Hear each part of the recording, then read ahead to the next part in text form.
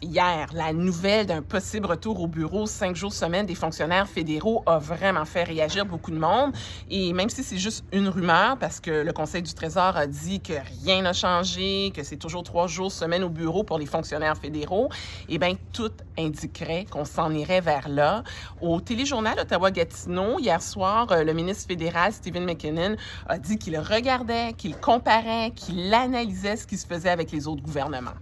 Il y a une tendance lourde dans la société en général, dans les entreprises, dans les autres paliers de gouvernement. On a vu M. Ford, on a vu la ville d'Ottawa, les grandes banques. Donc, il y a évidemment une tendance vers le retour au bureau. Le gouvernement du Canada probablement va suivre cette tendance-là. Maintenant, je ne sais pas à quel point c'est une nouvelle pour vous, mais les refuges à Ottawa pour itinérants sont remplis à pleine capacité. Et ça, c'est très préoccupant pour des gens qui travaillent dans des organismes comme Mission Ottawa. On se dit que si c'est rempli comme ça à ce temps-ci de l'année, imaginez comment ça va être plus tard quand l'hiver va être officiellement commencé et que les journées froides vont se suivre les unes après les autres.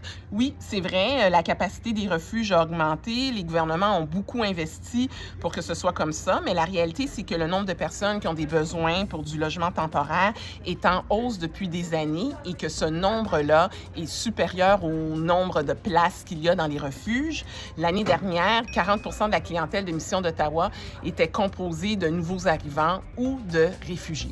Et en terminant, vous êtes plusieurs à m'avoir demandé c'était quoi ça dans la converse de ma collègue Maude Ouellette. Je vous trouve quand même assez bon d'avoir remarqué ça. Honnêtement, je suis pas sûre. C'est peut-être un wallaby, un castor, une espèce de rongeur empaillé qui se trouvait dans une des salles de Radio-Canada qui contenait les décors. Et quand cette salle-là a été fermée, parce qu'on est en train de faire des rénovations, eh bien, ça s'est retrouvé dans la salle des nouvelles et c'est là depuis ce temps-là. Donc voilà, vous savez tout.